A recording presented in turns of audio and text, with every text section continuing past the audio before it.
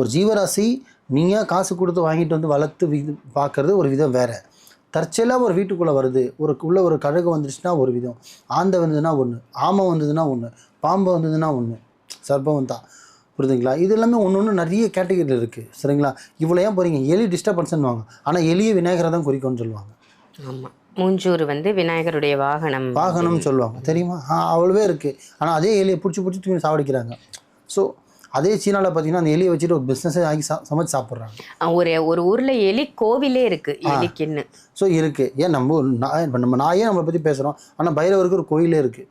So இந்த மாதிரி நிறைய இருக்குது. அந்த மாதிரி தான் இந்த விஷயம் சொல்லப்படுது. என்னென்னா, இந்த சிறு கருப்பு எறும்பில் ரெண்டு விதம் இருக்குது. பெருசு ஒன்று இருக்குது, சின்னதாக ஒன்று இருக்கும். அந்த சின்னது பார்த்திங்கன்னா கடிக்கிற தன்மை கிடையாது. அது உண்மையிலே அதே சைஸில் தான் மஞ்சள் எறும்பு இருக்கும். அது பார்த்திங்கன்னா கடிக்கும், மஞ்சளாக இருக்கிறது. அதே எறும்பு அதே சைஸில் தான், இது கருப்பாக இருக்கும், ஆனால் கிடைக்காது.